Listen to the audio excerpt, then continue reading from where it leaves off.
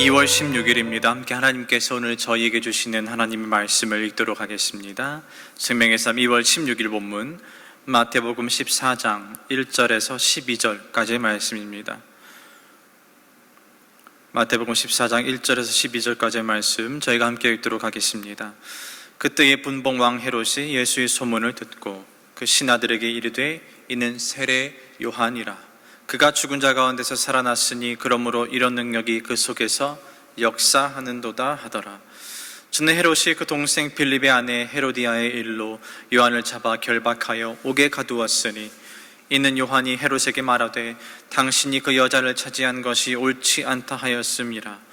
헤롯이 요한을 죽이려 하되 무리가 그를 선지자로 여김으로 그들을 두려워하더니 마침 헤롯의 생일이 되어 헤로디아의 딸이 연석 가운데서 춤을 추어 헤롯을 기쁘게 하니 헤롯이 맹세로 그에게 무엇이든지 달라는 대로 주겠다고 약속하거늘 그가 제 어머니의 시킴을 듣고 이르되 세례 요한의 머리를 소반에 얹어 여기서 내게 주소서 하니 왕이 근심하나 자기가 맹세한 것과 함께 앉은 사람들 때문에 주라 명하고 사람을 보내어 옥에서 요한의 목을 베어 그 머리를 소반에 얹어서 그 소녀에게 주니 그가 자기 어머니에게로 가져가니라. 요한의 제자들이 와서 시체를 가져다가 장사하고 가서 예수께 아뢰니라. 아멘. 마태복음은 계속해서 예수님 중심의 시선에서 이야기를 전하다가 오늘 저희가 읽은 14장에선 잠시 그 시선을 예수님에게서 다른 사람에게로 돌립니다. 분봉왕 헤롯이에요. 자, 이 헤롯은 갈릴리 지역을 다스리던 왕이었는데 이 갈릴리 지역에서 주로 활동하시던 예수님의 소식을 듣게 된 겁니다. 그런데 오늘 이 본문에서 보면 예수님의 소식을 듣게 된 이 헤롯의 반응이 굉장히 우스꽝스럽습니다. 오늘 뭐라고 말합니까? 예수님의 소식을 듣고 헤롯이 이건 다시 살아난 세례 요한이 분명하다라는 거예요. 세례 요한이 다시 살아났다. 내가 분명 세례 요한을 죽였는데 이 사람이 어떻게 다시 살아나서 역사하고 말을 하는가, 이렇게 두려움에 떨고 있습니다. 두려운 거예요. 자신이 죽인 세례 요한의 영이 예수란 자에게 들어가서 이런 능력을 보여준다고 생각하니까 헤롯이 두려운 겁니다. 자, 헤롯의 이런 반응을 보고 저희가 두 가지를 한번 생각해 보아야 됩니다. 자, 먼저는 헤롯의 이런 반응을 이 저자인 마태복음의 저자인 마태가 알고 있었다는 거예요. 다시 말하자면 분봉왕, 그러니까 이 갈릴리 지역에서 가장 높은 신분을 가진 이 왕이 가지고 있는 이 두려움이 마태에게 더 나아가 사람들에게 전해졌다는 겁니다.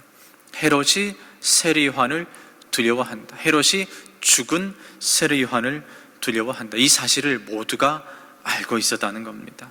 여러분, 얼마나 놀랍습니까? 한 지역을 다스리는 왕이 식민지 국가의 선지자를 두려워한다는 겁니다.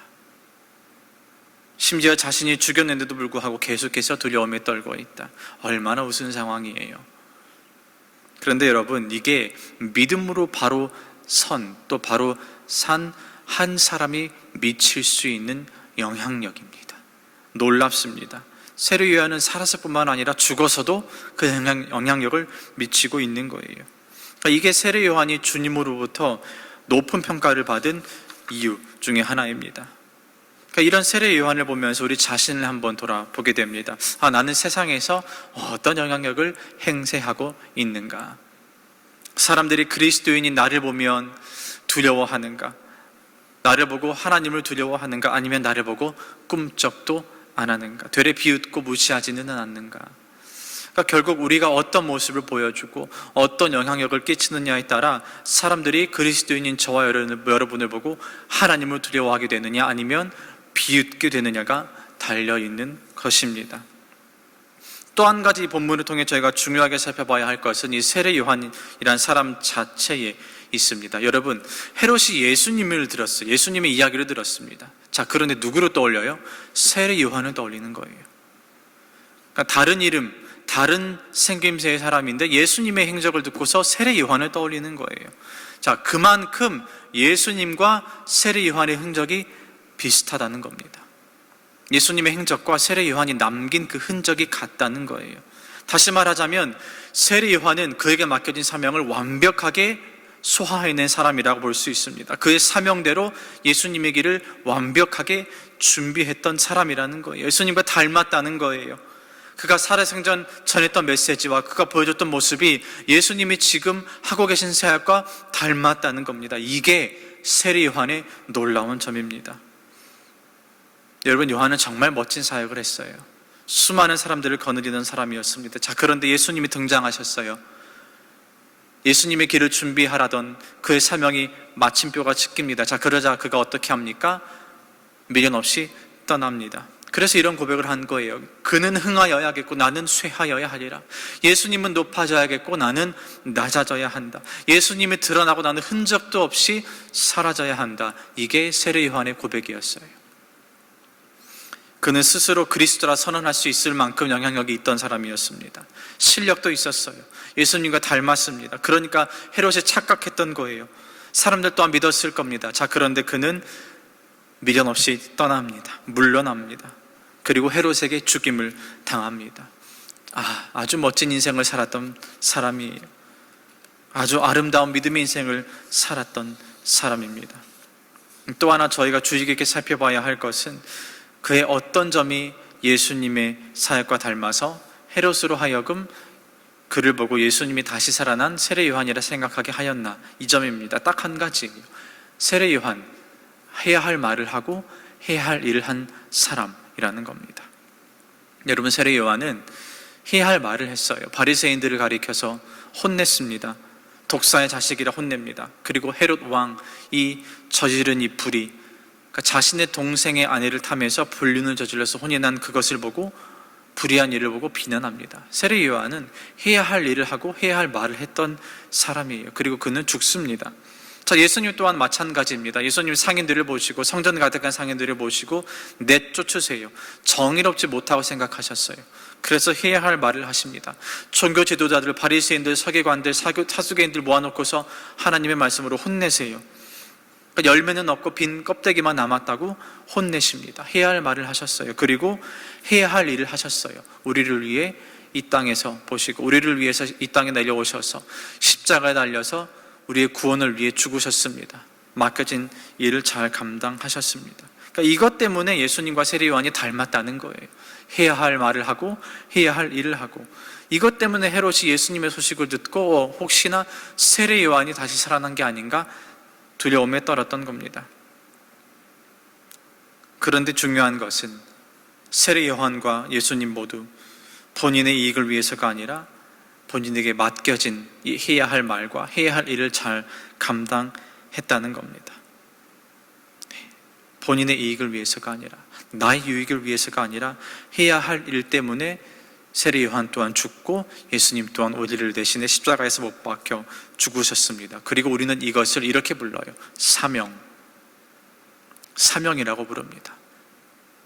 해야 할 일 때문에 나의 목숨을 던지는 것을 우리는 사명이라고 합니다. 다시 말하자면 내 기준에서, 내 시선에서 내가 옳다고 생각하는 것을 위해 목숨을 거는 게 아니에요. 나의 유익을 위해 목숨을 거는 게 아니에요. 하나님께서 나에게 맡기신 그 일 때문에 그 일에 목숨을 거는 겁니다. 여러분, 그리스도인은 다른 게 아니라, 다른 사람이 아니라 이 사명에 목숨을 내던지는 사람입니다. 우리의 이익을 위해서 죽는 게 아니라 하나님이 우리에게 맡기신 이 사명을 위해서 죽는 사람들이 그리스도인입니다. 요한이 그 길을 먼저 갔어요. 예수님이 참된 그리스도인의 모습을 먼저 우리에게 보여주셨습니다. 여러분, 근데 반면에 오늘 말씀에 등장하는 헤롯을 보십시오. 헤롯은 자기가 한 일이 옳지 못한 일인 것을 분명히 알고 있었어요. 세례 요한을 죽이는 것도 옳지 못한 일인 것을 알고 있었어요. 왜냐하면 세례 요한을 죽이면 분명히 사람들이 들고 일어날 것을 알고 있었기 때문이에요. 자, 그럼에도 불구하고 그는 불의한 일을 저지릅니다. 왜? 나의 욕심 때문에. 그는 욕심에 사로잡힌 인생이었어요. 나의 명예에 사로잡힌 인생이었어요. 자신의 명예를 위해서, 자신이 한 말이 있기 때문에 그런 겁니다. 헤롯에게 있어서 더욱 중요했던 것은 이 사명이 아니라 나의 욕심, 나의 이익이었던 겁니다. 결국 예수님과 또 세례 요한과 정반대되는 인생을 살았던 사람입니다. 여러분, 오늘 세례 요한의 이야기를 듣고 예수님이 가셨던 그 길을 보고 또 헤롯을 보면서 저희를 다시 한번 생각해 보게 됩니다. 여러분, 우리 인생은 누구에게 더 가깝습니까? 여러분, 우리 인생에 사명이 없다면, 내 이익대로 살고 나의 욕심대로 산다면, 이 사명이 없다면 우리는 헤롯과 다를 게 없는 인생입니다. 세례 요한처럼, 예수님처럼 해야 할 일을 위해, 사명을 위해 움직이는 사람이 될 수 있기를 주님의 이름으로 축복합니다. 오늘 마태복음의 저자는 이 세례 요한의 인생의 마지막과 또 분봉왕 헤롯의 모습을 보여주며 이 도전을 던져주는 거예요. 여러분, 사명을 따르는 인생을 사십시오. 그래서 세례 요한이 예수님이 가실 길을 완벽하게 준비하셨던 것처럼 저희 또한 그 주의 길을 완벽하게 걸을 수 있게 되기를 바랍니다. 해야 할 말을 하고 해야 할 일을 하는 저와 여러분, 멋진 그리스도인이 되기를 주님의 이름으로 축복합니다. 기도하겠습니다.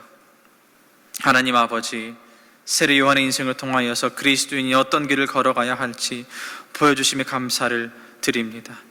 세례 요한이 주님 가실 길을 완벽하게 준비하여서 그 영향력이 사람들로 하여금 그를 인정하고 두려워하게 했던 것처럼 우리 또한 이 시대의 그리스도인으로서 주님의 길을 가기를 원합니다.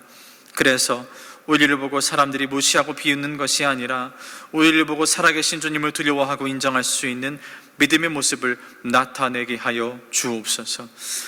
이런 인생 살 수 있도록 우리가 우리 보기에 옳은 삶이 아니라 하나님 보시기에 옳은 삶을 살기를 원합니다. 주님, 우리를 사용하여 주옵소서. 예수님의 이름으로 기도하옵나이다. 아멘.